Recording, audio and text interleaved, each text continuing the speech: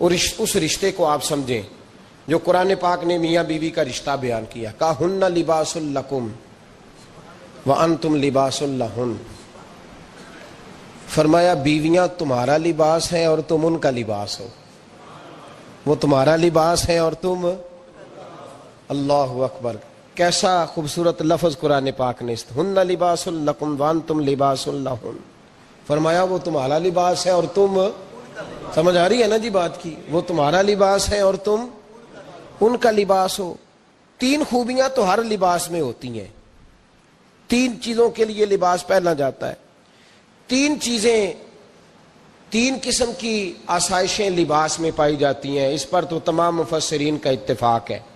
سب سے پہلی چیز، لباس جو ہوتا ہے وہ بندے کو گرمی اور سردی سے بچاتا ہے۔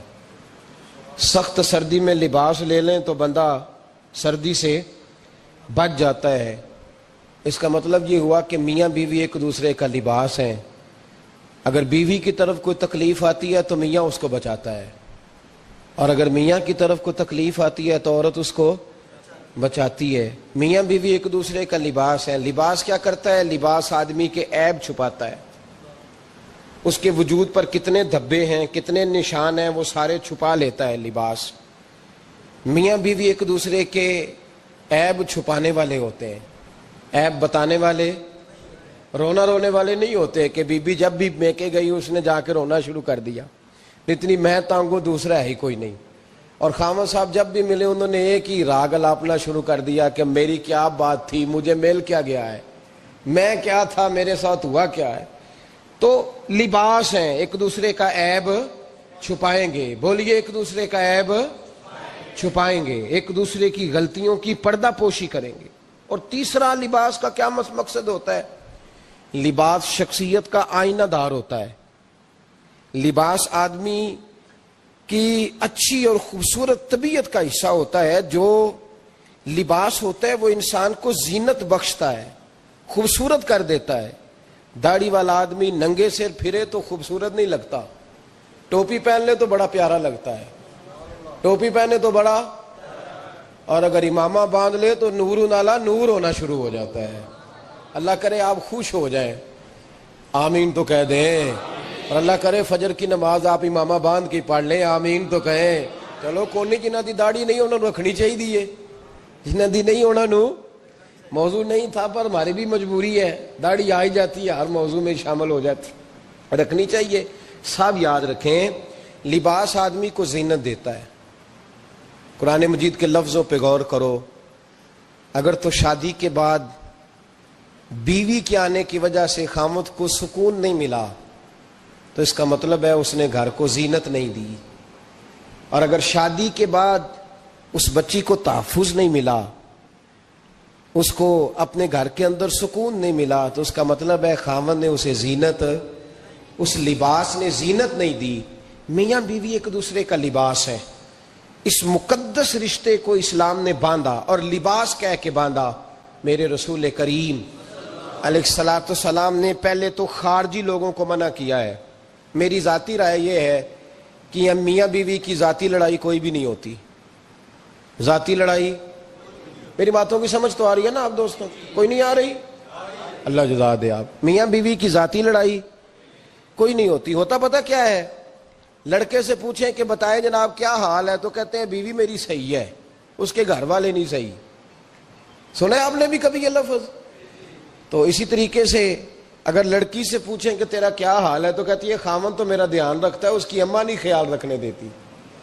تو لڑائی جو ہوتی ہے وہ تیسرے آدمی کی وجہ سے ہوتی ہے۔ تیری اماں آئی تھی تو اس طرح کہہ گئی، تو تیرا بھائی آ گیا تھا تو وہ یہ کہہ گیا، تیسرے فرد کی وجہ سے۔ میرے نبی کریم علیہ الصلوۃ والسلام نے تیسرے بندے کو سمجھایا ہے، تیسرے فرد کو حضور نے سمجھایا ہے۔ نبی پاک علیہ الصلوۃ والسلام نے فرمایا خبردار، ماں، بھائی، بیٹا، باپ سارے لحاظ کریں، بسنے دیں میاں بیوی کو۔ اگر شادی کر دیا تو ان کو سکون سے رہنے دو۔ تم دو جملے کہہ کے چلے گئے، کوئی عیب نکال کے جو چھپا ہوا تھا خامن کی نظر میں وہ نکال کے بتا دیا کہ تیری بیوی یہ کام بھی کرتی ہے، اب تم تو ہٹ گئے وہ بات کہہ کے، اب انہوں نے اکٹھے رہنا ہے، ان کی زندگی مصیبت کا شکار ہو گئی، آزمائش میں آ گئے وہ دونوں، ساری زندگی کڑتے رہے، ایک عیب نکال کے لڑکی کے گھر والے لڑکے کا اسے بتا کے چلے گئے تیرے خامد میں یہ عیب پایا جاتا ہے، وہ ساری زندگی کڑتے رہیں گے، تکلیف میں رہیں گے، انہوں نے تو کٹھے رہنا ہے۔ بتانے والا چلا گیا، میرے رسول کریم صلی اللہ علیہ وسلم فرماتے ہیں لعنتی ہے وہ شخص، لعنتی ہے وہ شخص۔ یا رسول اللہ کون سا؟ فرمایا جو بیوی کو مرد کے خلاف اکساتا ہے اور مرد کو بیوی کے خلاف اکساتا ہے، وہ لعنتی ہے، ملعون ہے، رحمت الہی سے دور ہے وہ شخص۔ انہیں قریب کرنے کی کوشش کر، تو ان کے اندر محبت پیدا کرنے کی کوشش کر۔ میرے نبی کریم علیہ الصلوۃ والسلام نے جب حضرت سیدہ فاطمہ الزہرا رضی اللہ تعالی عنہا اور جناب سیدنا علی المرتضیٰ رضی اللہ تعالی عنہ کی شادی کی تو نبی پاک نے دونوں کے سر جوڑے اور دونوں کے درمیان محبت کی دعا فرمائی، دونوں کے درمیان محبت کی دعا فرمائی۔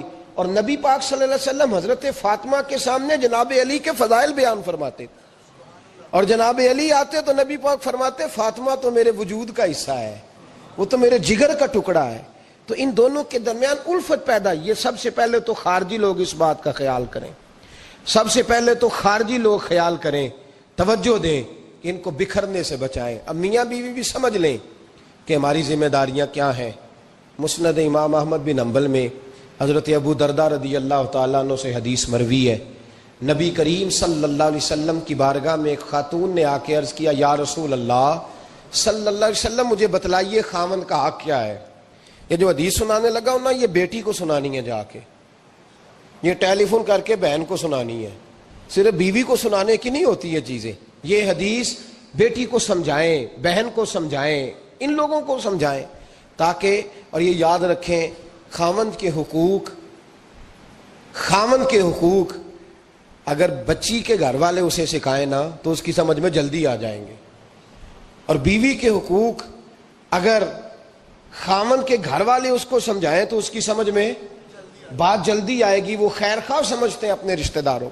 یہ والی حدیثیں ان لوگوں کو سنانی چاہیے جن لوگوں کا بچہ ہے یا بچی ہے، متعلقہ آدمی حقوق بیان کرے۔ جب متبادل چیز کسی کے سامنے آتی ہے تو وہ کئی دفعہ سمجھتے ہیں کہ خلوص اس میں پورا نہیں پایا جاتا۔ حضرت ابو درداء رضی اللہ تعالیٰ عنہ فرماتے ہیں ایک خاتون حضور کی بارگاہ میں آئی، عرض کرنے لگی یا رسول اللہ صلی اللہ علیہ وسلم میں نکاح کرنا چاہتی ہوں، شادی کرنا چاہتی ہوں، مجھے بتلائیے خاوند کا حق کیا ہے، اگر تو میں ادا کر سکتی ہوں تو میں نکاح کروں ورنہ میں اس کام سے بچوں۔ میرے نبی کریم علیہ الصلوۃ والسلام نے فرمایا بی بی اگر خاوند کے ناک سے رینٹ نکلے، ریشہ نکلے، پیپ بہے اس کی ناک سے، اور بی بی اپنی زبان سے وہ صاف کر دے تو پھر بھی اس کا حق ادا نہیں ہوتا۔ حضرت ابو درداء کہتے ہیں آنکھ کھول کے اس عورت نے دیکھا تو میرے نبی پاک نے اگلے جملے ارشاد فرمائے، حضور نے فرمایا تو ان باتوں میں حیرت کر رہی ہے، میں اگر خدا کے علاوہ کسی کو سجدے کا حکم دیتا تو میں عورت کو کہتا اپنے خاوند کو سجدہ کرے، میں اس کو کہتا یہ کام کرے۔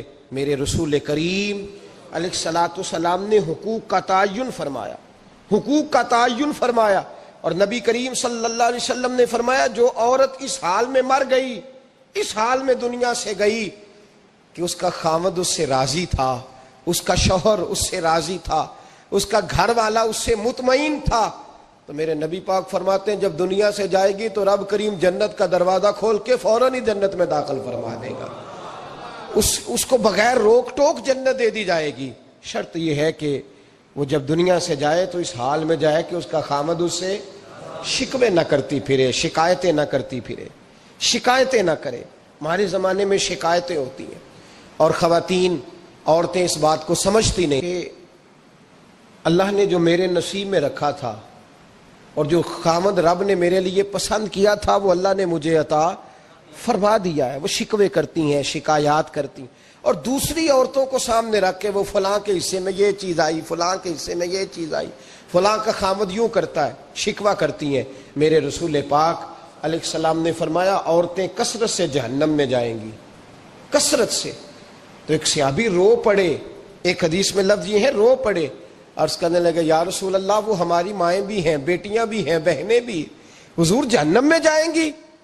نبی پاک صلی اللہ علیہ وسلم نے فرمایا ایک تو وہ عیب جوئی کرتی ہیں، غیبتیں کرتی ہیں، دوسرا رب کا شکر ادا نہیں کرتی، اور تیسرا فرمایا اپنے خامن کا بھی شکریہ ادا نہیں کرتی، بات بات پہ ناشکری کرتی ہیں، بات بات پہ ناشکری کرتی، اس سبب سے جہنم میں جائیں گے۔ عورت کے حقوق کا تعین فرمایا، اور ساتھ ہی میرے رسول پاک علیہ السلام نے مرد کی طرف توجہ فرمائی، اور کیا خوبصورت لفظ ارشاد فرمایا تم میں ہر آدمی اپنے آپ کو اچھا سمجھتا اور اچھا کہتا ہے، ہر آدمی کہتا ہے، لیکن کوئی اگر مجھے آ کے پوچھے گا کہ محبوب آپ کی امت میں اچھا کون ہے، تو حضور فرماتے ہیں میں اسے اچھا سمجھوں گا جو اپنے گھر والوں کے حق میں اچھا ہے، جو اپنی بیوی خیرکم لأہلہ، تم میں سے بہترین وہ ہے جو اپنے گھر والوں کے لیے اچھا ہے، اور فرمایا جاؤ میرے گھر جا کے پوچھ لو وانا خیرکم لأہلہ، میں تم سب سے زیادہ بڑھ کر اپنے گھر والوں کے لیے اچھا ہوں، تم میں بہترین وہ ہے جو اپنے گھر والوں کے لیے، بال بچوں کے لیے، بیوی کے لیے اچھا ہے۔ رسول کریم علیہ السلام نے خامند کو حکم دیا اور ارشاد فرمایا کہ عورت ٹیڑھی لکڑی ہے، بیچاری کو اللہ نے عقل پوری نہیں دی۔ ایک بچہ چھوٹا ہوتا ہے، ہمیں پتہ ہوتا ہے کہ اس کا شعور پورا نہیں، اگر کوئی غلطی کرے تو کیا اسے نکال دیا جاتا ہے گھر سے؟ بولے، چھوٹا بچہ ہے، وہ کئی دفعہ بڑا نقصان کر دیتا ہے، آپ کیا کہتے ہیں؟ اسے مارتے ہیں، کلاڑی لے آتے ہیں اس کے لیے؟ اس طرح کرنا چاہیے، اس کے ابے کو بلا لینا چاہیے، بےزتی کرنی چاہیے پنچایت میں بٹھا کے کہ یہ غلطی کی ہے تیرے بچے نے۔ بھائی دادا یہ کام کرتا ہے؟ بولے نا، کیوں نہیں کرتا؟ وہ کہتا ہے ہمارا بچہ نہ سمجھ ہے، اپنا پوتا ہے، ہمارا اپنا ہے، اگر ہم اس کا ایب باہر نکالیں گے تو بڑا کام غلط ہو جائے۔ لیکن وہی ابا جی جب بہو کوئی غلطی کر بیٹھتی ہے تو پنچایت بلاتے ہیں، لوگوں کے سامنے معاذ اللہ تعالیٰ بڑی کڑوی کسیلی باتیں کرتے ہیں، ایسی باتیں کرتے ہیں کہ جو ان کی بیٹی کے بارے میں کہی جائے تو وہ کبھی پسند نہ کریں، اتنے سخت جملے کہے جاتے ہیں، بیٹی والے کو رسوا کیا جاتا ہے۔ میرے نبی کریم علیہ السلام نے فرمایا یہ ٹیڑھی لکڑی ہے، بیچاری کو اللہ تبارک و تعالیٰ نے اپنی حکمت کے تحت عقل عادی عطا فرمائی ہے، تم اگر چاہو گے سیدھی کرنا تو یہ ٹوٹ جائے گی۔ پیدا ہو گیا نا گناہ کا، یہاں بہت ساری غلطیاں کر کے بھی لوگ جب اپنی بات کرتے ہیں تو کہتے ہیں کبھی یاد تو نہیں کسی کے ساتھ زیادتی کی ہو، یاد تو نہیں کبھی کسی کا۔ بھئی آپ نے اتنے بڑے ولی ہونے کا دعویٰ کر دیا، انسان تو انسان رہتا ہے۔ بڑے بڑے لوگ کہہ گئے کہ یا اللہ اگر انجانے میں بھی بھول گئے ہیں تو ہم سے درگزر فرما، لیکن جب ہم تیار ہی نہیں ماننے کو۔ حضرت انس بن مالک کہتے ہیں وہ خاتون آئی، کوئی پکڑ کے نہیں لایا، کسی 14 دنوں کے ریمانڈ پہ نہیں اسے منوایا گیا، اسے وہ خود بخود آئی، اور کریم محبوب علیہ السلام کے سامنے جب وہ کھڑی ہوئی تو اتنے درد سے میں نے کم لوگ روتے دیکھے ہیں جس درد سے وہ روئی۔ عرض کرنے لگی حضور میں غلطی کر بیٹھی ہوں، مجھ سے زنا ہو گیا، مجھے پاک کر دے۔ تو محبوب کریم علیہ السلام نے فرمایا تو کیسے ثابت کرے گی تو نے گناہ کیا؟ یعنی مجرم کو ثابت کرنا پڑ رہا ہے کہ میں گناہ گار۔ یہ وہ کمال ہے کہ انسانوں کو احساس ہونے لگے کہ یہاں ہم غلط ہیں۔ جب اعتراف جرم ہوتا ہے، جب بیماری کی تشخیص ہوتی ہے تو پھر اس کا علاج بھی ہو جاتا ہے۔ حضرت انس بن مالک کہتے ہیں وہ عرض کرنے لگی حضور میرے پیٹ میں ناجائز بچہ ہے۔ حضور نے فرمایا جا جب بچہ پیدا ہو تو پھر آنا۔ وہ 8 ماہ کے بعد آئی تو اس کی گود میں پھول سا بچہ تھا۔ حضور نے فرمایا واپس جا، جب روٹی کھانے لگ جائے تو پھر آنا۔ وہ 2 سال 2.25 سال دودھ پلاتی رہی، پھر جب آئی تو بچے کے ہاتھ میں روٹی کا ٹکڑا تھا۔ کریم محبوب صلی اللہ تعالی علیہ وسلم سے آ کے جب اس نے بات کی تو وہ درد سے روئی، کہنے لگی یا رسول اللہ 3 سال ہونے کو ہیں، میں نے گناہ کیا ہے، میں ساری رات سو نہیں پاتی۔ حضور تڑپتی، اگر اس حال میں مر گئی تو اپنے رب کو کیا منہ دکھاؤں، مجھے پاک کر دے، میرے حال پہ رحم فرمائے۔ محبوب کریم صلی اللہ علیہ وسلم نے بچہ ایک صحابی کو دیا، فرما بچوں کی طرح پالنا، اور کہا اسے لے جاؤ، پتھر مار مار کے اسے سنسار کر دو۔ صحابہ کہتے ہیں اسے پتھر لگ رہے تھے اور حضور بے چینی کے ساتھ ٹہل رہے، آ کے خبر دی حضور وہ تو وصال کر گئی، انتقال ہو گیا۔ فرمایا یہاں تک تو بات اس کی تھی، حضرت انس بن مالک کہتے اب محبوب کریم نے صحابیات سے فرمایا اسے غسل دو، کفن پہناؤ، جنازہ تیار ہو جائے تو مجھے خبر کر لو۔ حضرت انس بن مالک کہتے غسل ہوا، کفن ہوا، جنازہ تیار ہوا تو حیران ہم تب ہوئے جب میرے محبوب نے فرمایا صفے بناؤ، میں خود جنازہ پڑھاؤں گا، میں خود جنازہ پڑھاؤں۔ اور سرکار نے جنازہ پڑھایا تو ایک شخص کی زبان سے نکلا حضور اس ملعون کا معاذ اللہ جنازہ جس نے ناجائز بچہ جنا، اس کے لیے آپ دعا کر رہے ہیں، جنازہ پڑھاؤ۔ حضور فرمانے لگے خاموش ہو جاؤ، تم نے گناہ دیکھا ہے، اس کا احساس نہیں دیکھا، تم نے غلطی دیکھی ہے لیکن اس کی توبہ کا انداز نہیں دیکھا۔ اور صاحب کنز العمال نے یہ لفظ نقل کیے ہیں کہ کریم محبوب فرمانے لگے اس نے تو ایسی شاندار توبہ کی ہے کہ اگر میں اپنی ساری امت میں بانٹ دوں تو اللہ سب کی مغفرت فرما دے گا۔ ملا رومی رحمت اللہ علیہ فرماتے ہیں بہت بڑا مجرم تھا ایک بندہ، بہت بڑا گناہگار تھا، بت کو پوجتا تھا، تھک گیا، ساری رات بت کے سامنے کھڑا تھا، معاذ اللہ یا صنم یا صنم یا صنم کہتے، تھک گیا، نیند آ گئی، اونگ آ گئی۔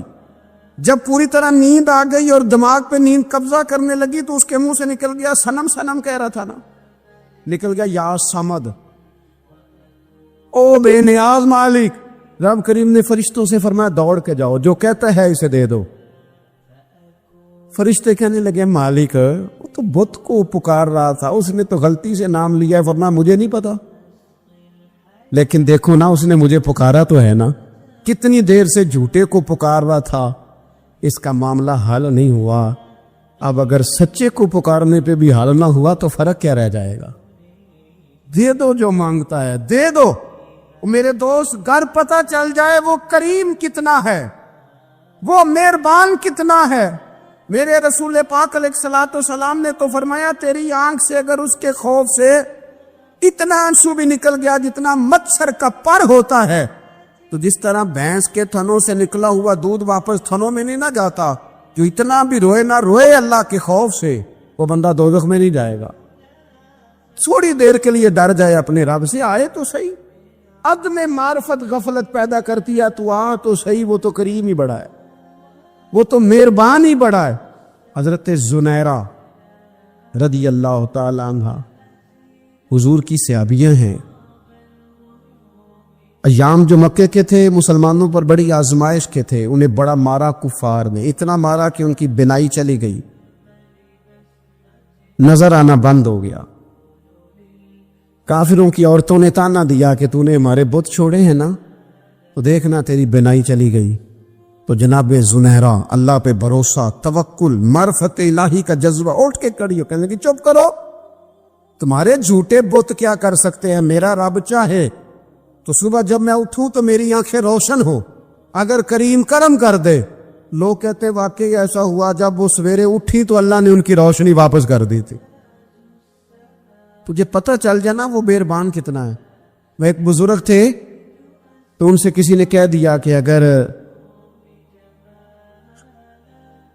آپ کا حساب آپ کے ماں باپ کے ذمہ ہو جائے تو پھر کیسا، پوچھنے کے لیے قیامت میں اگر ماں باپ حساب لیں تو پھر کیسا۔ تو بڑے سیانے لوگ تھے جو دل والے تھے، کہنے لگے نہیں، رب کریم ہی ٹھیک ہے، اس لیے کہ وہ ماں باپ سے کہیں بڑھ کر پیار کرنے والا ہے۔ اگر یہ معرفت مل جائے وہ کریم کتنا ہے، اور جب بندہ پوری طرح اس کی بارگاہ میں آ کے تڑپ جاتا ہے نا، مولا میں جاؤں کدھر، تیرا دروازہ چھوڑ کے جاؤں کدھر۔ اقبال کہتے ہیں وہ ایک سجدہ جسے تو گراں سمجھتا ہے، 1000 سجدوں سے دیتا ہے آدمی کو نجات۔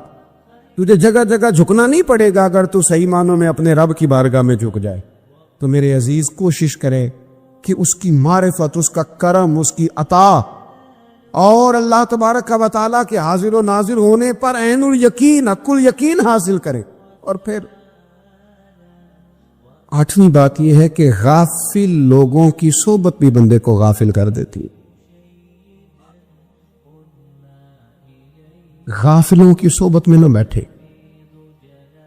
ان کی صحبت میں بیٹھے ان کے پاس بیٹھنے سے دل میں رب رسول کی محبت پیدا ہوتی۔ غافلوں سے بچیں، چنگیاں دے لڑ لگی ساں تے چولی چ پھل پئے، تے جدوں میں پیڑیاں دے سنگ رل گئی تے میرے اگلے بھی ڈول گئے۔ برے آدمی کی صحبت بندے کو غافل کر دے۔ غافلوں کی صحبت میں کبھی نہ بیٹھے، کبھی نہیں۔ غافل آدمی آپ کو غافل کر دے گا۔ میرے نبی پاک علیہ الصلوۃ والسلام نے فرمایا انسان اپنے دوست کے مذہب پر ہوتا ہے۔ یہ بہت بڑے لفظ ہیں۔ فرمایا المرء علی دین خلیلہ، انسان اپنے دوست کے مذہب پر ہوتا ہے۔ تو دیکھ تو نے دوست کس کو بنایا ہے؟ جو تیرے دوست کا مذہب ہوگا وہی تیرا ہو جائے گا۔ ہم نے دوست بنایا نا غوث پاک جیلانی کو،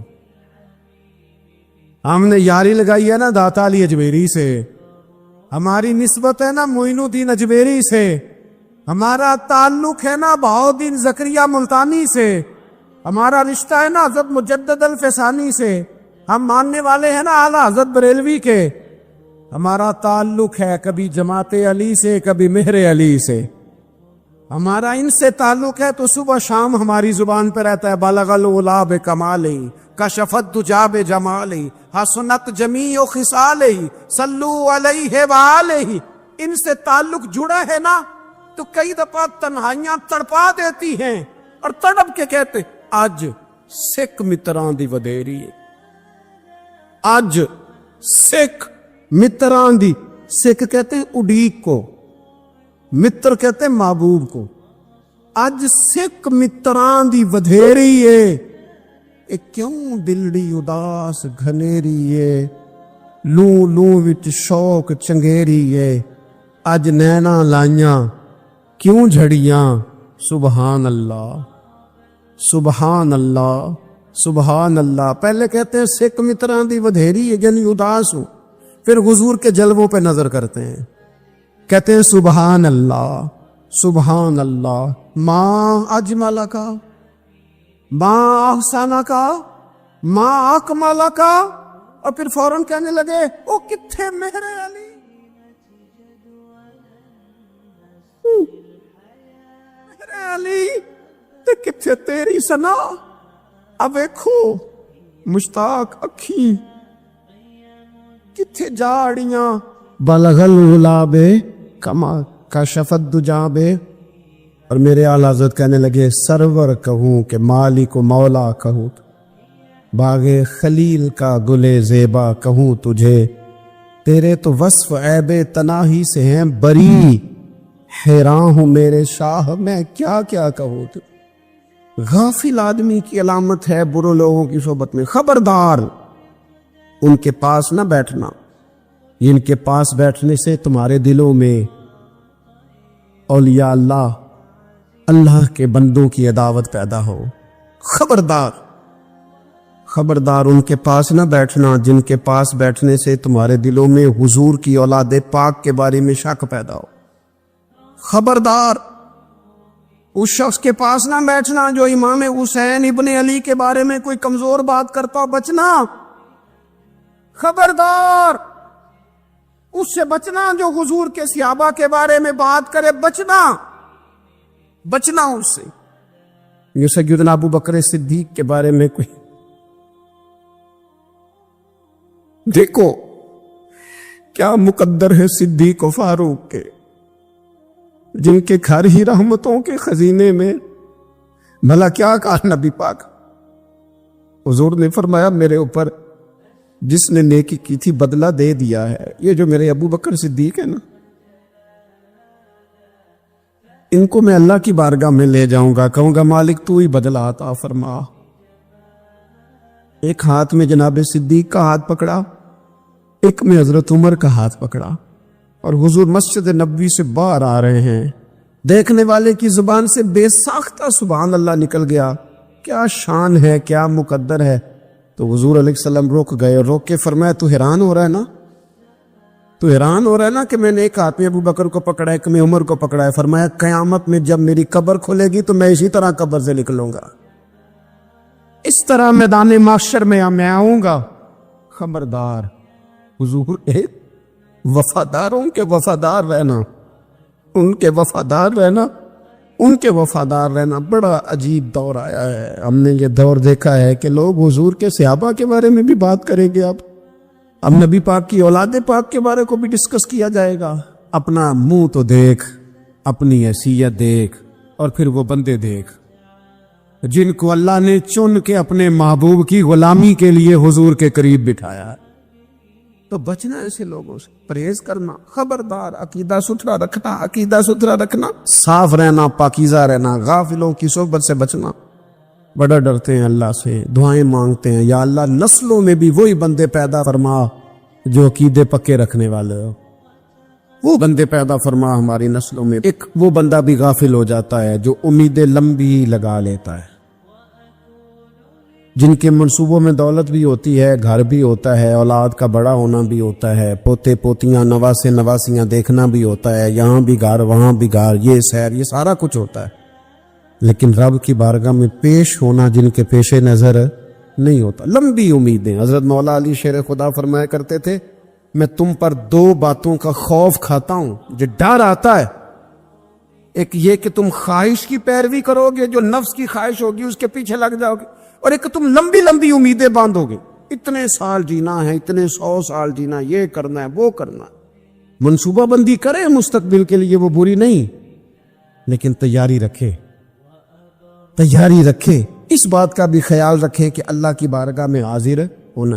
یہ غفلت کی چیزیں ہیں جو بندے کو غافل کر دیتی ہیں۔ جو لوگ اللہ کا ذکر نہیں کرتے وہ بھی غافل ہو جاتے ہیں، اور جو فضول باتیں زیادہ کرتے ہیں نا، ہنستے زیادہ ہیں۔ فَلْيَضْحَكُوا قَلِيلًا وَلْيَبْكُوا كَثِيرًا، قرآن کہتا ہے زیادہ رویا کرو، کم ہنسا کرو۔ نبی پاک علیہ الصلوۃ والسلام سے پوچھا تھا حضرت عقبہ بن عامر نے کہ یا رسول اللہ نجات کس چیز میں ہے؟ تو نبی پاک علیہ الصلوۃ والسلام نے فرمایا ایک تو اپنی زبان قابو میں رکھو، دوسرا فرمایا اپنے گھر میں ٹھہرے رہو، تمہارا گھر تمہارے لیے کافی ہو، فضول نہ نکلو گھر سے، اور تیسرا فرمایا اپنی خطاؤں پہ رویا کرو۔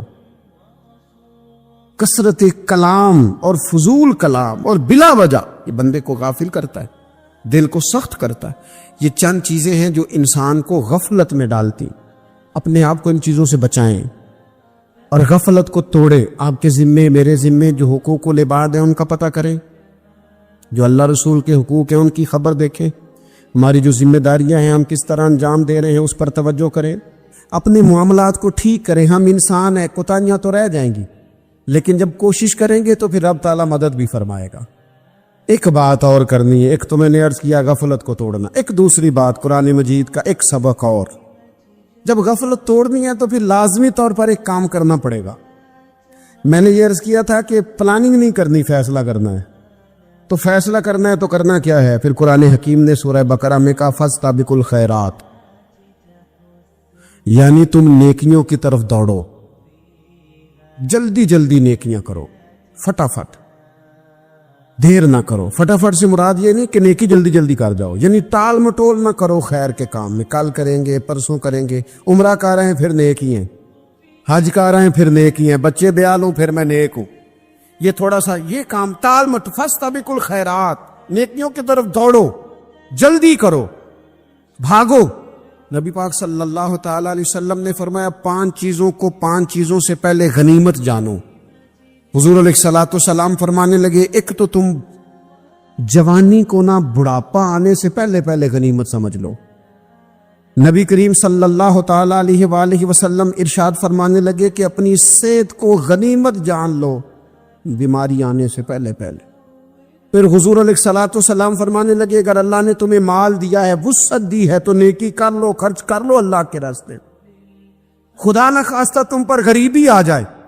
اور پھر حضور سید عالم صلی اللہ تعالی علیہ وسلم فرمانے لگے اگر تمہیں اللہ نے کچھ فراغت دی ہے، بہت زیادہ مصروف نہیں ہو، تو غنیمت جان لو، جلدی سے نیکی کر لو قبل اس کے کہ تم مشغول ہو جاؤ۔ اور 5ویں بات حضور نے بیان کی، فرمایا زندگی کو غنیمت جانو، موت آنے سے پہلے پہلے جلدی سے نیکی کر لو۔ نیکی کے لیے ساری زندگی منصوبہ بندی نہ کرتے رہو، نیکی کے لیے دیکھو نا، ہماری زندگی میں یہاں دنیا میں رہ کے چند منٹوں میں وہ نیکی کی جا سکتی ہے جو قیامت کے بعد صدیوں کا ہمارا فائدہ کرے، صدیوں کا فائدہ کرے۔ کرتے نہیں، پلاننگ کر رہے ہیں، منصوبہ بندی کر رہے ہیں، بس تیاری کر رہے ہیں، بس حضرت آپ دعا کر دیں، اللہ تعالیٰ دعائیں بھی قبول فرمانے والا۔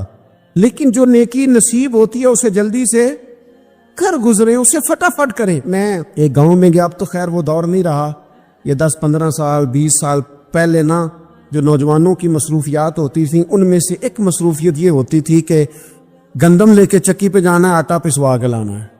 یہ ایک بڑی, چونکہ سبھی گھروں کے اندر سال کے لیے گندم سٹاک کر لی جاتی تھی, تو گندم لے کے جانا یہ ایک ڈیوٹی ہوتی تھی. ایک نوجوان ایک گاؤں میں, اس کی مجھے تعریف سننے کو ملی. ایک بوڑھی اماں کہنے لگی یہ تو بڑا نصیباں والا ہے, سارے دا آٹا پہ آ لے ہوندا ہے. اور آتے جاتے پوچھ لیتا ہے کہ اماں کوئی, کہنے لگی میرے بچے باہر ہوتے ہیں, یہ مجھے دوائی بھی لا دیتا ہے شوگر کی, میں مریضہ ہوں. یعنی خیر جتنی ہو سکے جتنی. میرے ایک سنگی ہیں تو سڑک پہ کوئی بندہ کھڑا ہوتا ہے نا, اللہ تعالیٰ انہیں سلامت رکھے, بندہ کھڑا ہوتا ہے تو کہتے ہیں میں اس سے پوچھ لیتا ہوں بابا جی کدھر جانا ہے, فلانی جگہ جانا ہے, تو کہتے ہیں میں موٹر سائیکل پہ بٹھا لیتا ہوں. بندہ دیکھ کے مجھے سمجھ آ جاتی ہے ضرورت مند ہے, کوئی چور نہیں کوئی ڈاکو نہیں, ضرورت مند ہے. میں اسے منزل تک نیکی جتنی میسر آئے, جس حد تک میسر آئے. کیا کہا ہمارے نبی پاک علیہ السلام نے, حضور نے ہم سے فرمایا کچھ نہ ہو سکے تو بات ہی مسکرا کے کر لینا, اس پر ہی اللہ صدقے کا ثواب عطا کرو. فاستبقوا الخیرات, جلدی سے نیکی کر لو. اپنے نامہ اعمال میں روز نیکیاں جمع کرو, کوئی نہ کوئی خیر کا کام روز کرو اور جلدی سے کرو. صحیح مسلم میں حدیث ہے, نبی پاک صلی اللہ تعالی علیہ وسلم فرمانے لگے جلدی جلدی نیکی کے کام کر لو ان فتنوں سے پہلے جو اندھیری رات کے حصوں کی طرح فتنے ہوں گے. فرمایا اس وقت حال یہ ہوگا کہ آدمی صبح مومن ہوگا شام کو کافر ہو جائے گا, شام کو مومن ہوگا تو صبح کافر ہو جائے گا. اور فرمایا لوگ دنیا کے بدلے اپنا دین تک بیچ ڈالیں گے. معاذ اللہ جھوٹی قسمیں نہیں کھائی جاتی, جھوٹا قرآن مجید نے لوگ اٹھا لیتے. لوگ دنیا کے لیے دین بیچ ڈالیں گے. اس سے پہلے جب فتنے اتنے زیادہ ہو جائیں, اس سے پہلے نیکی کر لو, کوئی خیر کا کام کر لو, جلدی سے کچھ ایسا کر لو. حضرت عقبہ بن حارث رضی اللہ تعالیٰ عنہ فرماتے ہیں یہ دیکھیں ہمارے نبی پاک علیہ السلام کی سیرت کیا ہے, حضور کا اسوہ کیا ہے, نبی پاک علیہ السلام ہماری تربیت کس طرح کرتے.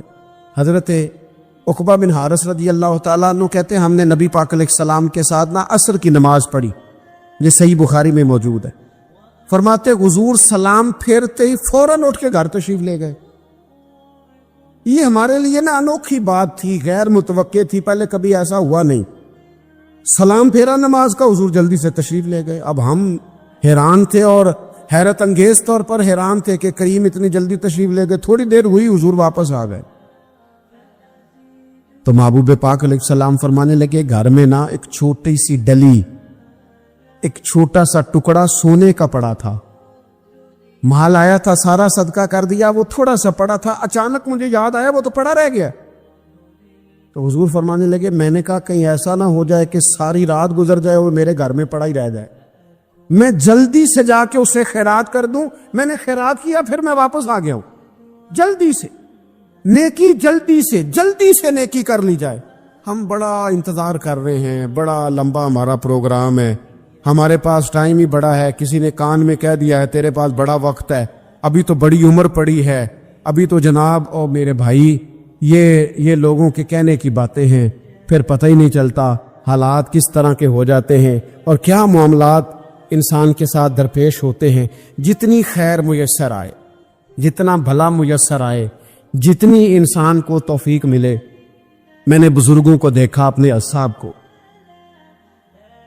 پہلے وہ خدام سے کہتے کہ میں سونے لگا ہوں اور پابند کرتے لوگوں کو کہ فلاں وقت, بزرگوں کو میں نے دیکھا اپنے, وہ پابند کرتے لوگوں کو کہ فلاں وقت میں موجود ہوں گا آنا, خود پابند فرماتے. اور پھر جب بیدار ہوتے نا تو سب سے پہلے خدام کو بلا کے پوچھتے کوئی مہمان تو نہیں آیا. خود جناب آپ نے خود ہی تو پابند فرمایا فلاں دن آنا. کہنے لگے چل یار اگر کوئی آیا تو مجھے ملا لو, میری ملاقات کرا لو. کیوں؟ اس لیے کہ دور سے آیا ہے, مجھ سے ملنے آیا ہے, کوئی خیر کی بات سیکھنے آیا, چلو میرے نام و اعمال میں کو نیکی جائے گی. کچھ نہ کچھ خیر جمع کر لی جائے, کچھ نہ کچھ ڈیوٹی کر لی جائے, کچھ کام کریں اور جلدی سے کریں. حضرت جابر ابن عبداللہ انصاری رضی اللہ تعالیٰ عنہ بیان کرتے ہیں, یہ بھی بخاری میں موجود ہے. کہتے ہیں ایک صحابی نا نبی پاک علیہ السلام کی بارگاہ میں حاضر ہوئے غزوہ احد کے موقع پر،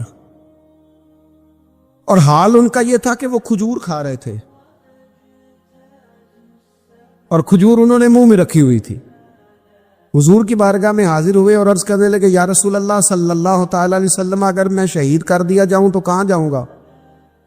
حضور فرمانے لگے، جنت میں۔ تو کہتے انہوں نے جو کھجور منہ کے اندر تھی نا، وہ انہوں نے نگلی نہیں، اندر نہیں لے گئے، اس کو باہر نکالا اور دوڑ کے آگے بڑھے اور جنگ کرنی شروع کر دی، اور لڑتے لڑتے شہید ہو گئے۔ کیا سبق دیا انہوں نے؟ سبق یہ دیا کہ نیکی کرنے میں اتنی دیر بھی نہیں کرنی جتنی کھجور کھانے میں دیر لگتی ہے۔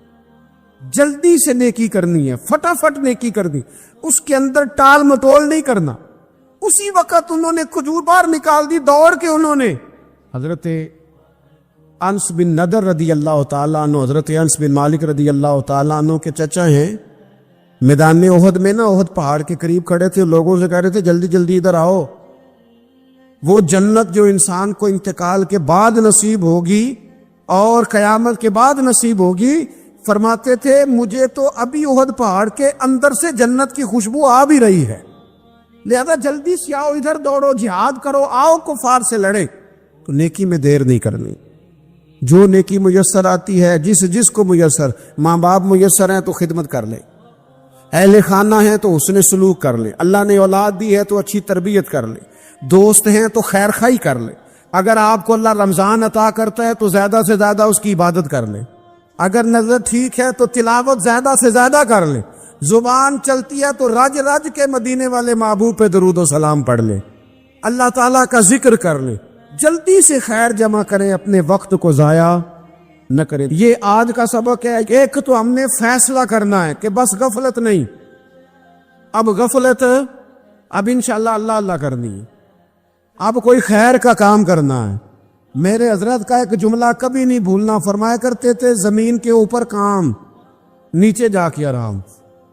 یہ چھوڑ دیں اتنے گھنٹے سونا ہے تو یہ کرنا ہے تو میری نیند میں دخل کوئی نہ ڈالے، پھر سوتے ہی رہ جائیں گے، سوتے ہی رہ جائیں۔ زمین کے اوپر کام اور نیچے جا کے جاگنا ہے، جاگ لے افلاک کے سائے تلے، پھر حشر تک سوتا رہے گا خاک کے سائے تلے۔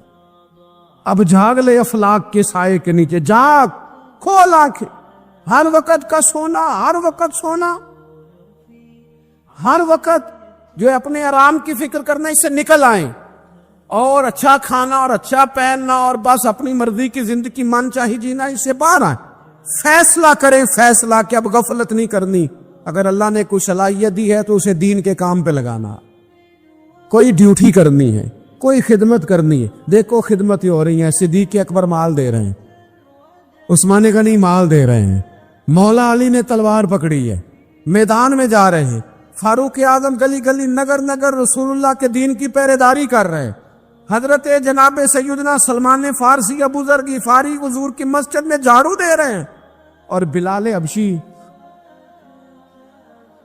وہ نبی پاک کی مسجد میں اذان پڑھتے پڑھتے پڑھتے پڑھتے رب نے اتنا عروج فرمایا کہ کعبے کی چھت پہ کھڑے ہو کے بھی اذان پڑھنی شروع، انہوں نے اذان دے دی۔ تو کوئی کام کرنا ہے، غفلت کو توڑنا ہے اور نیکی کرنی ہے ذرا جلدی جلدی۔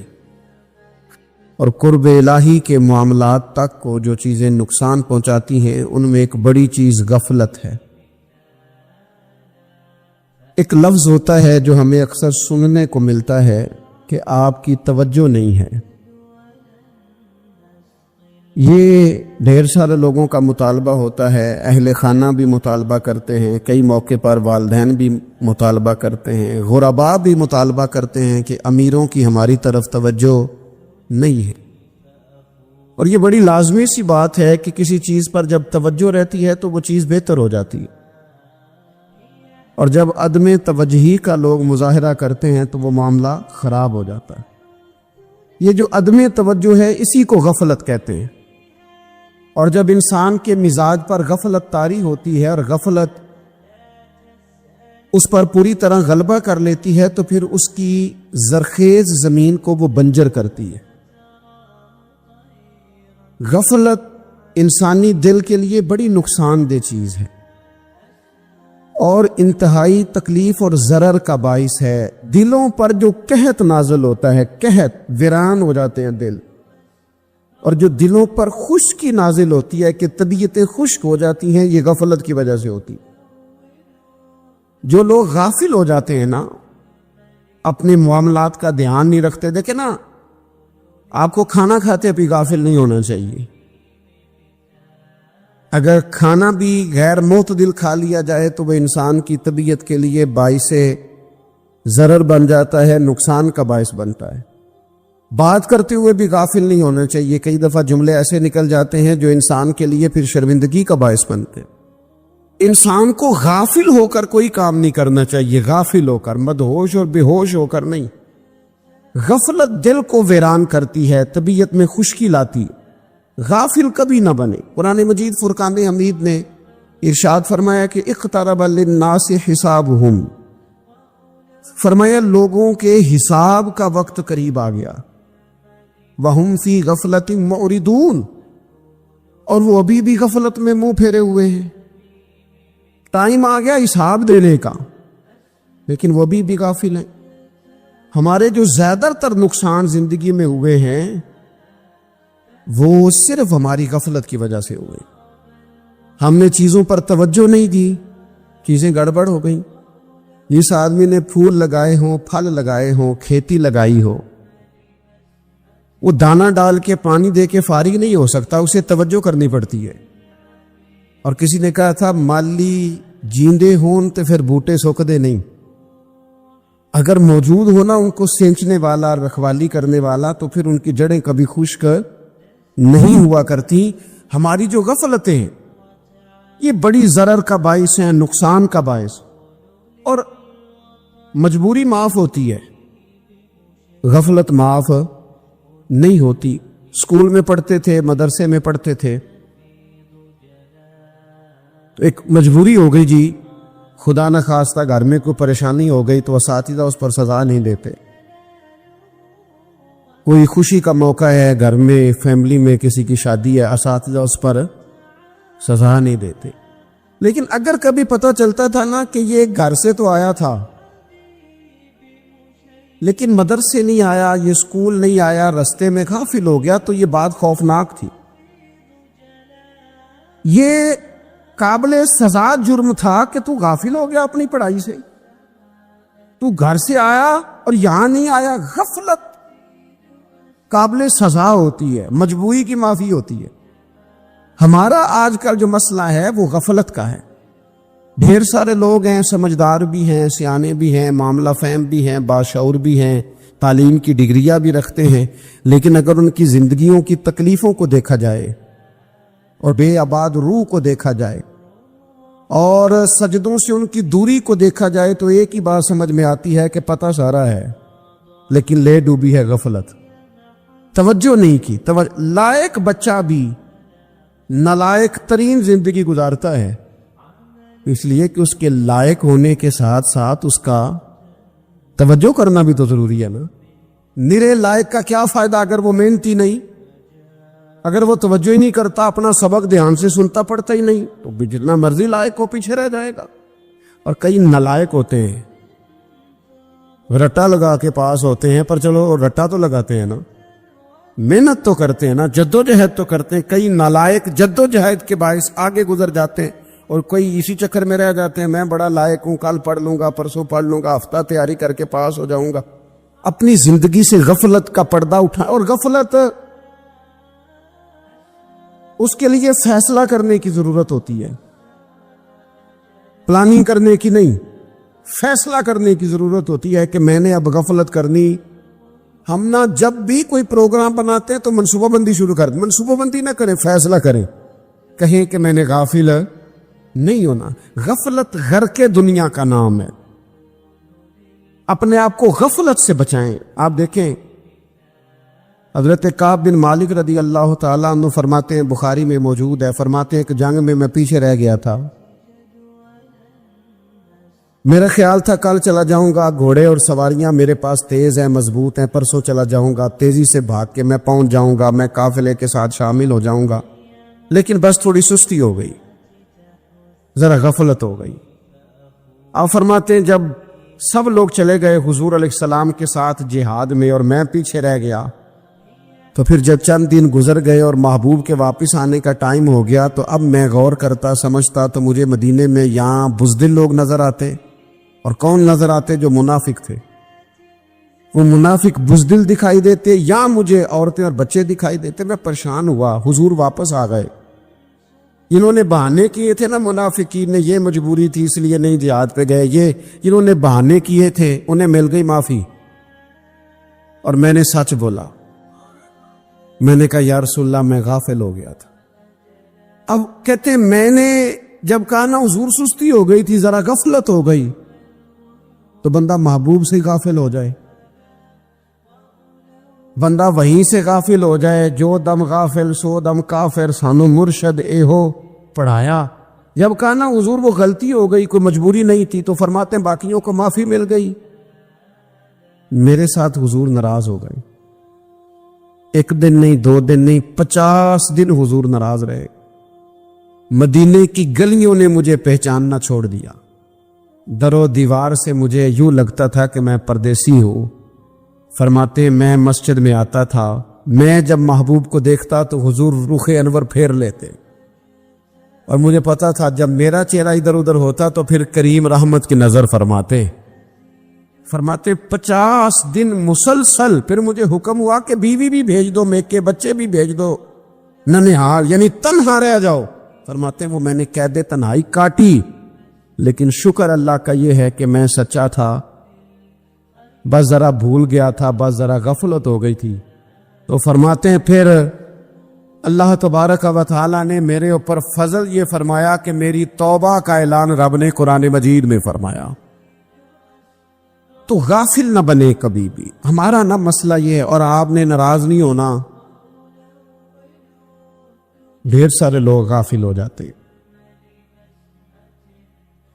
مالدار بھی غافل ہیں، صاحبان علم بھی الا ماشاء اللہ بہت ساری جگہوں پہ غافل ہیں۔ جن لوگوں کو 4 لوگ جاننے لگ جاتے ہیں، کوئی مقام حاصل ہو جاتا ہے، وہ بھی بہت ساری جگہوں سے غافل ہو جاتے ہیں الا ماشاء۔ غفلت بڑی تکلیف والا منظر ہے۔ جو لوگ سمجھتے ہیں نا میں اب گڈ بک میں آ گیا ہوں، اب میں اچھا ہو گیا ہوں، اب میرے لیے خیر کہا جاتا ہے، مجھے اچھائی شاید یہ مستقل میرے ساتھ رہے گی، تعریف ہی ہوگی ہمیشہ، وہ بھی غافل ہو جاتے۔ اور یہ غفلت ٹھیک نہیں ہوتی۔ وجہ دیکھنی چاہیے کس وجہ سے انسان کو وقار مل رہا، عزت مل رہی۔ اپنی زندگی سے غفلت کو اتار پھینکیں۔ تھوڑی دیر کی تو غفلت ہوتی ہے، لمبی تو نہیں۔ 2 منٹ کے لیے صرف اس نے ڈرائیونگ کرتے ہوئے چہرہ موبائل کی طرف کیا تھا، 2 ہی تو منٹ لگے تھے۔ لمحوں نے خطا کی تھی، صدیوں نے سزا پائی۔ لمحوں نے خطا کی تھی، صدیوں نے سزا پائی۔ ایک لمحے کے لیے غافل ہوئے تھے اور صدیاں، نسلیں روتی رہ گئیں پیچھے، بچے تڑپتے رہ گئے، اہل خانہ پریشان رہ گئے، ماں باپ ساری زندگی روتے رہے، لیکن یہ 2 منٹ کے لیے۔ یہ غفلت جو ہے یہ بڑی تکلیف والا معاملہ۔ اپنی زندگی سے غفلت کو اتارنا ہے، غافل نہیں بننا، ہر وقت توجہ اور ساری باتوں پہ توجہ۔ بعض اوقات لوگ ایک طرف توجہ کر کے ایک طرف سے غافل ہو جاتے ہیں، نہ، توجہ ہمہ پہلو رکھنی ہے۔ ہمارے ذمے جتنے بھی حقوق ہیں ان سب پر توجہ، ہر چیز کا خیال۔ ایسا نہ ہو کہ عبادت کرتے رہ جائیں اور حقوق العباد ہم سے چھوٹ جائیں، اور حقوق العباد اتنے زیادہ ادا کریں۔ صاحب مجھے کہنے لگے ایک دفعہ بڑے وثوق کے ساتھ، کہنے لگے جی معاذ اللہ ثم نہیں جی ٹائم ملتا پھر نماز دا کی کریے، روزی کمانا بھی تو عبادت ہے نا۔ تو میں نے کہا آپ نے عبادت کرنا ایک حصہ قبول کیا ہے، آپ نے کل عبادت نہیں قبول کی۔ عبادت کل ہے، ہمہ پہلو۔ ایک حصہ آپ قبول کر کے نکل گئے اور باقی آپ نے چھوڑ دی، تو کسی ایک طرف سے بھی غافل نہیں ہونا۔ جتنی ذمہ داریاں ہیں، جتنی ڈیوٹیاں ہیں، ان سب کا خیال۔ اور جو بڑا آدمی ہوتا ہے، بڑا گھر میں بڑا ہو، قبیلے میں بڑا ہو، علاقے میں بڑا ہو، ادارے میں بڑا ہو، کلاس میں بڑا ہو، جو بڑا ہے اس کی تو ساری آنکھیں کھلی ہوئی ہونی چاہیے، ایک ایک پر اس کی نظر ہونی چاہیے۔ کہ میری کہاں ضرورت ہے, کہاں مجھے اشک شوئی کرنی ہے, کس کے ساتھ میں نے کس طرح محبت کا رویہ رکھنا ہے. غافل نہ بنے. اچھا جی, اب کیسے پتہ چلے گا کہ ہم غافل ہیں؟ یہ کیسے پتہ چلے گا؟ آپ کسی بندے سے بھی پوچھ لیں حالات کیا ہیں تو کہتا ہے اللہ کا شکر ہے کبھی کسی کا دل نہیں دکھایا, اللہ کا شکر ہے جی زمانہ ہو گیا 5 نمازیں پڑھتا ہوں, اللہ کا شکر ہے جی. کیسے پتہ چلے گا غافل ہے؟ پہلی علامت ہمارے علماء اور صوفیاء نے غافل بندے کی لکھی ہے. اس آئینے میں نے اور آپ نے اپنا آپ دیکھنا ہے. غافل بندے کی پہلی علامت یہ ہوتی ہے کہ وہ دنیاوی کاموں میں چست ہوتا ہے اور اللہ اور اس کے رسول کی فرما برداری میں سست ہوتا ہے. یعنی نماز کے وقت تو اسے نیند ستاتی ہے, پریشانی ہوتی ہے, لیکن اگر کسی جگہ مال مل رہا ہو, پیسے مل رہے ہوں, وہاں جانا ہو تو پھر اسے کوئی چیز بھی تنگ نہیں کر. دنیاوی کاموں میں چست ہوگا. جنہیں ٹی وی کے آگے, موبائل کے آگے وہ گھنٹوں بیٹھا ہوا ہے, اور اگر اسے 25 منٹ قرآن پاک سننا پڑ جائے, اگر اسے 20 منٹ دینی محفل میں بیٹھنا پڑ جائے, اگر اسے کہا جائے کہ تو 20 رکعت نماز نفل ادا کر, دنیاوی کاموں میں چست ہے, دینی کاموں میں, یہ غفلت کی پہلی علامت. پھر ذاتی معاملات پہ پیسہ خرچ کرنا ہو تو ڈھیر سارا ہے, کسی غریب کی مدد کرنی ہو تو. وہ ہمارے ایک دوست ہیں, وہ اکثر کہا کرتے ہیں, وہ کہتے ہیں آج کل کسی سے کہنا فلائی کام میں, دینی کام میں, کسی کی مدد میں کچھ 4 پیسے خرچ کرنے ہیں تو لوگ کہتے ہیں ہاتھ تنگ ہے. ہاں کوئی سستا پلاٹ ملتا ہو نا, اور اگر یہ سمجھ آ جائے کہ وہ مجبور ہے بیچارہ بیچنے والا, تو پھر کہتے ہیں میں 2-3 دوستوں کو پھاڑ لے سن. ذاتی کاموں میں جب بندہ چست ہو اور دینی کاموں میں سست ہو تو مطلب یہ ہے کہ بندہ غافل ہے. پہلی علامت غفلت کی. اور غفلت کی دوسری نشانی یہ ہے کہ انسان گناہ کے کاموں کو معمولی سمجھنے لگ جاتا ہے. یہ غافل بندے کی نشانی ہے. گناہ کو معمولی سمجھتا ہے, چھوٹا سمجھتا ہے. آج کل لوگ کہتے نہیں میں کو اکیلا کر رہا ہوں, ساری دنیا ہی کرتی ہے. اور جناب کیا ہو گیا, اگر یہ غلطی ہو گئی تو بندے سے ہو ہی جاتا ہے. گناہ کو معمولی سمجھنا, چھوٹا سمجھنا, اور کہنا پھر کیا ہو گیا ہے, انسان سے غلطی ہو جاتی ہے. آپ دیکھ لیں کہ سینکڑوں بیسیوں گناہوں کا بوجھ ہمارے سروں پہ ہوتا ہے, لیکن کوئی ہمارا دبدبہ ہے, کوئی ہماری گفتگو ہے, کوئی ہمارے جملوں میں خود پسندی ہے, کوئی ریاکاری ہے, کوئی تصنع. یہ غافل بندے کی علامت ہے. نبی اکرم صلی اللہ تعالی علیہ وآلہ وسلم نے فرمایا مومن اپنے گناہوں کو پہاڑ کی طرح سمجھتا ہے. یہ بخاری میں حدیث ہے. مومن پہاڑ کی طرح جانتا ہے اور وہ ڈرتا ہے کہ کہیں وہ پہاڑ اس کے اوپر گر نہ جائے, یعنی کہیں مجھے میرے گناہ کی سزا نہ مل جائے. چھوٹے گناہ کو بھی پہاڑ جانتا, یار مجھ سے غلطی ہو گئی, مجھے ٹھیک کر لینی چاہیے, مجھے معافی لے لینی چاہیے, مجھے توبہ کر لینی چاہیے. مومن اپنے اوپر گناہ کو پہاڑ کی جانب سمجھتا ہے. اور حضور علیہ الصلوۃ والسلام فرماتے ہیں کہ یہ جو فاسق اور فاجر ہوتا ہے نا, اللہ کا نافرمان, یہ گناہ کو مکھی کی طرح سمجھتا ہے. یہ سمجھتا ہے میں نے اشارہ کرنا ہے, مکھی نے اڑ جانا ہے. مومن کی علامت یہ ہے کہ وہ پہاڑ جانتا ہے, اگر غلطی ہو جائے تو پہاڑ. امام اعظم ابو حنیفہ رحمۃ اللہ علیہ گزر رہے تھے تو بارش ہو گئی تھی اور کوفہ میں کیچڑ تھا, تو آپ نے جو جوتے پہنے ہوئے تھے ان جوتوں سے چلتے ہوئے نا آپ کے پاؤں سے کچھ مٹی اڑی, تو سامنے ایک یہودی تھا. اب اس زمانے میں دیواریں کچی ہوتی تھی, اس کے دیوار پر جا کے وہ مٹی جو تھی وہ لگ گئی. اب امام صاحب بڑے پریشان ہوئے کہ میں نے اس کی دیوار کو آلودہ کر دیا. یہاں تو لوگ اپنی اینٹیں رکھتے رکھتے کئیوں کی دیواریں توڑ ہی دیتے ہیں, اور پھر وہ اس پر ماننے کو بھی تیار نہیں ہوتے, تسلیم کرنے کو بھی تیار نہیں ہوتے. وہ کہتے ہیں پھر کیا ہو گیا, اب ہمارا یہاں گھر ہے تو ہم نے ٹرالی منگوانی نہیں تھی, ہمارا حق بنتا تھا. امام صاحب کے پیروں سے ذرا کیچڑ اڑا, یہودی کی دیوار پہ لگا, اس کی کچی دیوار تھی. امام صاحب پریشان ہو گئے, سوچنے لگے کہ اگر میں دیوار سے یہ کیچڑ اتارتا نہیں تو یہ بھی زیادتی ہے, میں نے اس کی دیوار کو گدلا کر دیا, اور اگر میں اتارتا ہوں تو کچھ مٹی اس کی دیوار کی بھی اتر جائے گی, کچی دیوار ہے, یہ بھی زیادتی ہے. مومن گناہ کو پہاڑ کی طرح سمجھتا ہے کہ کہیں گر نہ جائے, اس کی بھی کہیں سزا نہ مل جائے. امام صاحب نے اس کے دروازے پہ دستک دی, وہ باہر آیا تو اتفاق سے وہ آپ کا مقروض بھی تھا، اس نے پیسے دینے تھے، باہر نکلتے کہنے لگا اوہ آپ تو قرض لینے آ گئے، میرے پاس تو ابھی گنجائش نہیں ادا کرنے کی۔ تو امام صاحب کہنے لگے تو قرض چھوڑ، وہ میں نے معاف کیا، میرے سے غلطی ہو گئی ہے، میں آ رہا تھا، لکڑی کے جوتے اس زمانے میں کھڑاؤں لوگوں نے پہنے ہوتے تھے، کہا وہ میرے پیروں سے ذرا کیچڑ اڑا ہے، تیری دیوار پہ لگ گیا ہے، اب میں بڑی دیر سے کھڑا سوچ رہا ہوں کہ اگر میں تیری دیوار صاف نہ کروں تو میں نے یہ میلی کر دی، گدلی کر دی، یہ بھی بات درست نہیں ہے، زیادتی، اور اگر میں اسے صاف کرتا ہوں کچی دیوار سے کچھ مٹی اتر جائے گی تو یہ بھی زیادتی ہے، اب تو بتا میں کیا کروں۔ تو بے موسمہ پھل تھا نا یہ، تو بے موسمہ پھل دیکھ کے بندہ حیران ہو جاتا ہے، جو باتیں روٹین میں نہ ہو رہی ہوں وہ ذرا انوکھی لگتی ہے، بندہ حیران ہو گیا، غور سے امام صاحب کا چہرہ دیکھنے لگا، غور سے چہرہ دیکھنے لگا، ابھی تھوڑی دیر سوچنے کے بعد کہنے لگا حضور پہلے میں نے دین اسلام کے بارے میں پڑھا اور سنا تھا، آج میں نے دین دیکھا ہے، پہلے میں نے سنا تھا کہ دین اسلام اس طرح کا ہے، آج میں نے دین۔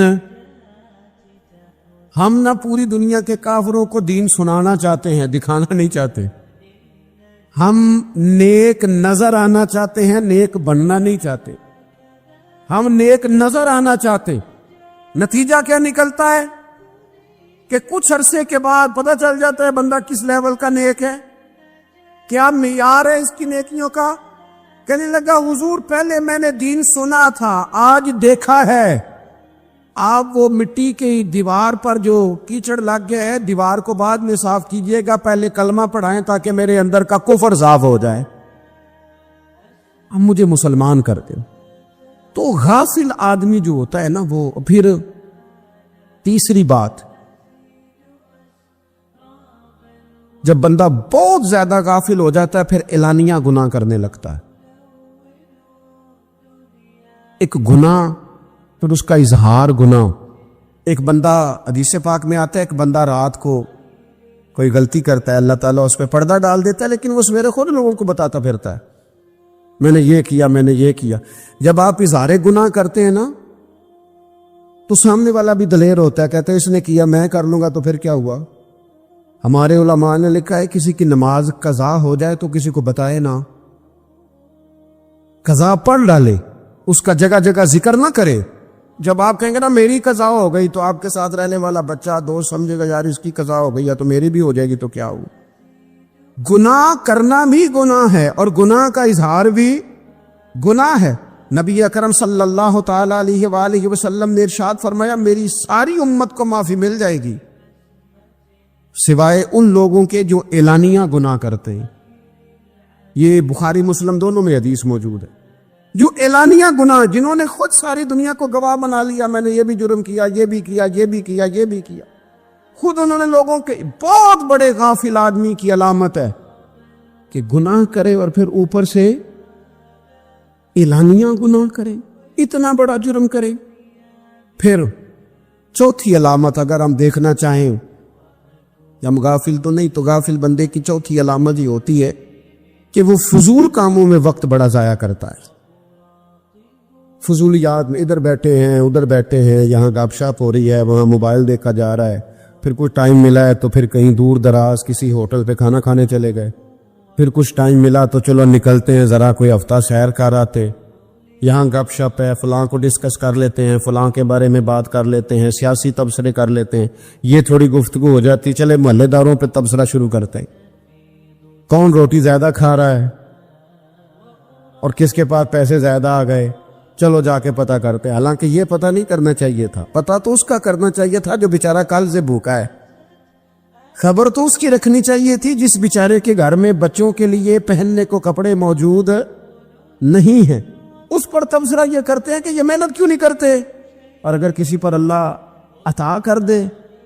پھر حساب ضرور لگاتے ہیں کہ ذرا معلومات کرو یہ اتنی جلدی آگے کیسے نکل گئے۔ غافل بندے کی علامت ہے وقت کا ضائع کرنا اور فضول کاموں میں ضائع کرنا اور بلا وجہ ضائع، اور ایسے سوالات کرنا جن کی ضرورت ہی کوئی نہیں، بالکل ضرورت ہی نہیں، کوئی مطلب ہی نہیں، لیکن ہم لوگ وقت ضائع، یہ غفلت کی علامت، غفلت۔ اللہ والوں کی علامت کیا تھی؟ ایک بات انہوں نے زندگی میں لے لی، سیکھ لی، پھر ساری زندگی اسی پہ گزار دی، ان کا ارادہ تھا نا کشکول سیدھا کیا. کچھ لوگ ساری زندگی لیکچر قبول لے لے کے سن کے پھر بھی سمجھنے کو تیار. یہ غافل دل کی علامت ہے. اس لیے نبی پاک صلی اللہ تعالی علیہ وسلم نے فرمایا 2 نعمتیں ایسی ہیں جن میں اکثر لوگ غفلت میں ہیں. ایک صحت اور دوسری فراغت. لوگ بلا وجہ وقت ضائع کرتے ہیں. اللہ نے صحت دی ہے کسی خیر کے کام میں لگائیں. اگر آپ کے پاس فارغ وقت ہے تو قرآن پاک کو یاد کریں, ترجمہ اور تفسیر سے پڑھیں, محبوب پاک علیہ السلام کی احادیث کو یاد کریں, اللہ والوں کی باتیں سنیں. وقت ملے تو عبادات میں لگائیں, نوافل میں لگائیں, تلاوت میں لگائیں, ذکر اذکار میں لگائیں, اور پھر اللہ مزید توفیق عطا کرے تو کسی کے بھلے میں وقت لگائیں. گلی سے کوئی کانٹا اٹھائیں, کوئی روڑا اٹھائیں, کوئی کسی کی مدد کریں. لیکن یہ غافل ہونے کی علامت ہے کہ اپنے وقت کو ضائع کرنا. اور پھر اسی طرح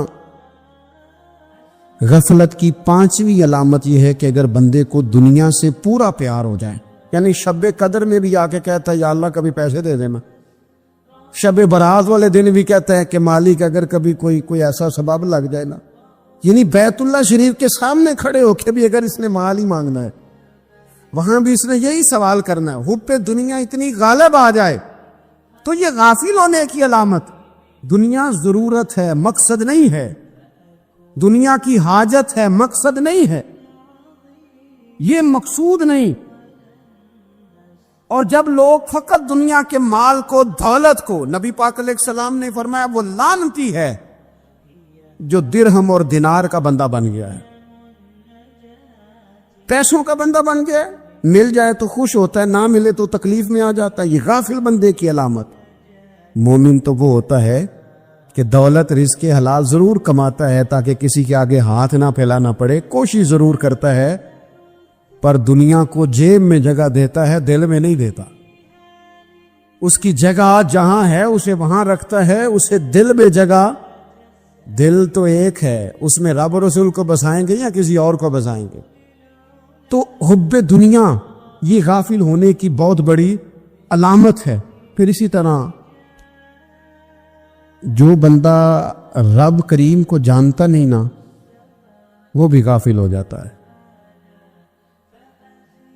ایک تو جو یہ نہیں نہ جانتا کہ رب کریم سزا دے گا, مجھے دیکھ رہا ہے, اسے نہ اونگ آتی ہے نہ نیند آتی ہے, جو اس کی معرفت نہیں رکھتا کہ میرا رب ہر وقت مجھے دیکھ رہا ہے, وہ بھی غافل ہو جاتا ہے.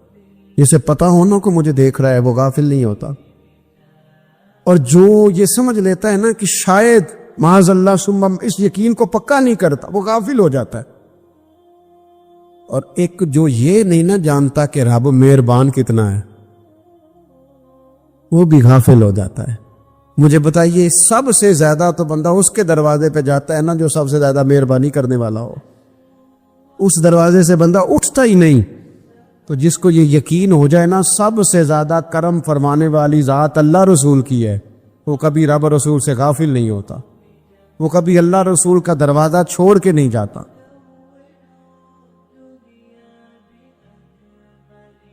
خواجہ بایزید بستامی, ان کو سب سے پہلے سلطان العارفین کہا گیا ہے.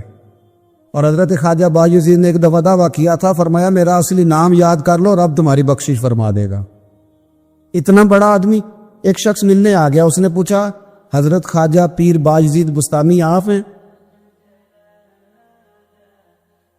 تو آپ فرمانے لگے 30 سال ہو گئے میں تلاش کر رہا ہوں, اگر حضرت خواجہ پیر تمہیں ملا تو میری بھی ملاقات کرا دینا. 30 سال سے ڈھونڈ رہا ہوں. یہ کہہ کے آپ چلے گئے تو اس نے دوبارہ ایک بندے سے پوچھا کہ حضرت خواجہ پیر بایزید بستامی, تو کہنے لگا ابھی تو تم باتیں کر رہے تھے ان سے.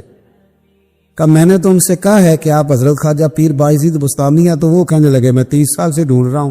فرمانے لگے یہی تو وہ مانتے نہیں کہ میں حضرت خواجہ پیر ہوں, یہ تو وہ مانتے نہیں نا, تم نے کہنا تھا بایزید بستامی آپ ہیں, پھر وہ قبول کر لے. اتنا لمبا رٹا, اتنا بڑا مسئلہ, اتنی بڑی, چھوٹا لقب سے بھی کام چل جاتا ہے. اور یہ جو کہ مولوی پیروں کی بات ہو رہی ہے تو آپ بڑے ہنس رہے ہیں. ویسے یہ ہے کہ محلے کے چودھری کا اشتہار پہ نام نہ لکھیں تو وہ بھی محفل میں کوئی نہیں آتا. ان ناراض ہوئے ہو تسی تھوڑے تھوڑے. ہاں, اور مسجد کی کمیٹی کے صدر کو اپلیکیشن نہ دیں تو وہ جلسہ بھی نہیں کرنے دیتا. وہ کہتا ہے صدر میں ہوں, اور آپ نے مجھ سے پوچھا ان چیزوں سے باہر آئے، صاف ستھری پاکیزہ سوچ، اچھی سوچ آپ کو اچھا رکھے گی، آپ کو جوان رکھے گی۔ دیکھیں نا، میں یہاں تقریر کر رہا ہوں گابلا کوٹ میں، اس وقت میں مظفر آباد میں نہیں کر رہا، پنڈی میں نہیں کر رہا، تو میرا یہ حق بنتا ہے کہ جو بندہ اس وقت صحیح العقیدہ آدمی مظفر آباد میں تقریر کر رہا ہے، مجھے اس کی سپورٹ کرنی چاہیے، اس لیے کہ رب نے میری اوقات اتنی بنائی ہے کہ میں ایک وقت میں صرف ایک جگہ بیان کر سکتا ہوں، اور اللہ کی مخلوق بہت زیادہ ہے۔ لیکن اگر میں اس چکر میں پڑ جاؤں نا کہ کام صرف میں ہی کر رہا ہوں، پھر میں خرابی کروں، پھر میں دوسروں کی خدمات کا انکار کروں گا، پھر میں معاشرے کے اندر دقت پیدا کروں، پھر گروپنگ ہوگی، پھر تنگ نظری جنم لے گی۔ آپ اپنی طبیعت کو ٹھنڈا کریں، مزاج کو اور یہ ہر جگہ ہو رہا ہے۔ علماء اور مشائخ کی کیونکہ ہم ہائی لائٹ کر لیتے ہیں نا، آپ ڈاکٹر کے پاس چلے جائیں، ایک کو آپ جا کے دوائی دکھائیں پہلے والے کی تو کہے گا اس کو کیا پتا ہے، یہ چھوڑیں، یہ تو تباہ کر، یہ تو آپ کا معدہ ہی خراب کر دے گی ساری۔ ہر جگہ فساد ہے، ہم ایک دوسرے کا وجود قبول کرنے کو تیار نہ، ایسا کریں، سوچ صحیح کریں، ستھری کریں، صاف ستھری۔ میں نے بھی ایک ڈاکٹر صاحب کو، مجھے بھی کوئی تھوڑی تکلیف تھی پچھلے دنوں، ٹیسٹ ویسٹ کرائے تو ایک ڈاکٹر صاحب کے پاس میں گیا تو انہوں نے ریجیکٹ کر دی پچھلے کی ساری دوائی، کہنے لگے اتنی دوائی کھا کے تو بندہ پاگل ہو جاتا ہے۔ میں نے ان سے کہا کہ سب سے پہلے تو آپ اس ڈاکٹر کے خلاف میرے ساتھ چل کے مقدمہ کریں، اور پھر اس انسٹیٹیوٹ پر مقدمہ کریں جس نے اسے MBBS کی ڈگری جاری کی ہے، اور پھر جتنے سالوں سے یہ دوائیاں لوگوں کو لکھ کے دے رہا ہے، اس کی پریکٹس کی عمر کو 25 سال ہو گئی ہے، ان 25 سالوں میں جتنے مریضوں کا پیسہ اس نے کھایا اس کا آپ بھی حساب دیں گے، وہ بھی دے گا۔ کہنے لگے پیر صاحب آپ تو دور ہی نکل گئے ہو۔ میں نے کہا کیا تماشا بنایا ہے، قوم کو تقسیم کر دیا ہے، ہر بندہ جو ہے وہ آ کے کہہ دیتا فلانا غلط ہے۔ ایسے بھی کبھی ہوا ہے؟ خدا را دوسروں کا وجود مانو۔ پتہ ہے میرے مدینے والے محبوب کی شان کیا ہے؟ میرے رسول پاک کا کمال یہ ہے، قرآن ہے میرے نبی کی شانوں کا بیان، لیکن میرے رسول پاک پر نازل ہونے والی کتاب میں حضرت موسیٰ کی شانیں بھی ہیں، حضرت عیسیٰ کا مرتبہ بھی ہے، جناب مریم کا ذکر بھی ہے، حضرت سلیمان کی باتیں بھی ہیں، حضرت عیسیٰ کے معجزات بھی ہیں۔ میرے رسول کریم نے فرمایا ہے، یاد رکھو شانوں والا وہ ہوتا ہے جو دوسروں کی شانیں بھی بیان کرے۔ یہ کیا بات ہوئی کہ اتنی تنگ نظری ہونا؟ اعلیٰ حضرت فاضل بریلوی رضی اللہ تعالیٰ عنہ کے سامنے ایک شخص نے شعر پڑھا، اس نے کہا شان یوسف جو دبی وہ بھی اسی در پہ دبی، حضور کے در کی بات کر رہے ہیں صلی اللہ علیہ۔ شان یوسف جو دبی یعنی حضرت یوسف کا حسن بھی اگر معاذ اللہ دبا تو یہاں آ کے دبا۔ اعلیٰ حضرت فرمانے لگے یہ تو کیا کہہ رہا ہے، میرے نبی کسی کو دبانے نہیں آئے۔ تو کہا حضرت پھر کیا پڑھوں؟ فرمایا کہو کہ شان یوسف جو بڑی وہ بھی اسی در سے بڑی، شان یوسف جو بڑی وہ بھی، حضور پر سورہ یوسف نازل ہوئی ہے تو حضرت یوسف کا ذکر قیامت تک باقی رہے گا۔ تو شان یوسف جو بڑی وہ بھی، تو سوچ اچھی کرے، صاف ستھری۔ تمہارا بڑا عجیب مزاج ہے۔ ایک پیر صاحب کے مرید ہیں، پیر صاحب باشرہ ہیں، سنت کے مطابق داڑھی ہے، سر پہ پگڑی ہے، امامہ ہے، 5 نمازیں پڑھتے ہیں۔ میرے اور آپ کے لیے اتنا ہی کافی ہے، بہت کافی۔ اس کے اندر کیا ہے، وہ کھا کتنا گیا ہے، وہ لے کتنا گیا ہے، اور اس نے بنا کے لیا ہے، یہ حساب لینے کی ڈیوٹی اللہ کی ہے، نہ ہم نے دیا ہے نہ حساب ہمارے۔ سنت شریعت کا پابند ہے، اس سے زیادہ ہمارا تفتیش کرنا بنتا، لیکن ہم نے تو حد کر دی۔ ہم تو وہاں تک چلے گئے جہاں ہماری ذمہ داری خدا را۔ سب سے پہلے سوچ۔ حضرت بایزید بسطامی رحمت اللہ تعالی علیہ کی بات لکھی، آپ نے فرماتے ہیں کہ وہ ایک دن بسطام کے بازار سے گزر رہے تھے تو لوگ، رمضان کا مہینہ تھا تو لوگ اپنی دکانوں سے اٹھ کے آنے لگے، اپنا کاروبار چھوڑ کے ملنے لگے۔ تو حضرت بایزید فرماتے ہیں کہ میرے دل میں خیال آیا بادشاہ بھی آئے تو کوئی دکان نہیں چھوڑتا، کتنا میرا مقام ہے، کتنا میرا درجہ ہے کہ لوگ آ رہے ہو۔ فرماتے ہیں شیطان نے میرے لفظ کو بڑا کر دیا، میں نے رمضان کے مہینے میں ایک کھجور اٹھائی، ریڑھی سے منہ میں رکھ لی، کھائی بھی نہیں، رکھ لی۔ لوگ کہنے لگے دفع کرو، یہ بھی کو بلی ہے، روزہ ہی نہیں رکھا ہوا۔ فرماتے لوگوں نے مجھے برا کہا، میں دنیا سے ٹوٹ گیا پر میرا اپنے رب سے رشتہ مضبوط ہو گیا۔ میں اس دن جا کے رویا اس کی بارگاہ میں۔ تو یہ جو ہے نا تعریف کا چکر، شیخ سعدی فرمایا کرتے تھے لکڑی کو گھن کھاتی ہے اور بڑے لوگوں کو تعریف کھا جاتی ہے۔ بڑے لوگ جو تھے نا پرانے بادشاہ، انہوں نے قصیدے پڑھنے کے لیے شاعر رکھے ہوئے تھے، چودھری، سردار، رئیس، سیٹھ، ان لوگوں کو کون سی چیز خراب کرتی ہے؟ وہ لوگ آگے گزر جاتے ہیں جو ان کو چودھری کہہ کے سلوٹ کرتے ہیں، چودھری صاحب پیچھے رہ جاتے ہیں۔ وہ تو بنا کے چلا گیا، اسے کام نکال کے چلا گیا۔ تو کبھی بھی زندگی میں تعریف کی خواہش پیدا نہ کرے، اور صوفی تو تعریف کراتا ہی نہیں، درویش تو تعریف کراتا ہی نہیں۔ وہ کہتا ہے مجھے بندوں کی تعریف سے کیا غرض، میں نے تو وہ والی تعریف کرنی ہے جو میرا رب میری کرے گا۔ آخرت کی طرف توجہ، تو تعریف پر غور نہ کریں، تعریف کی خواہش نہ کریں، لیکن ایک بات ضرور دل میں پیدا کریں، یہ ضرور سوچیں کہ اچھے بندے اور مخلص لوگ، شریف لوگ آپ کے بارے میں رائے کیا رکھتے ہیں، یہ ذہن ضرور بنائیں۔ مخلص جو آپ سے مخلص ہے، مخلص لوگ، اچھے لوگ، شریف لوگ آپ کے بارے میں کیا رائے رکھتے، اس رائے کا خیال رکھنا بھی دین کا حصہ ہے۔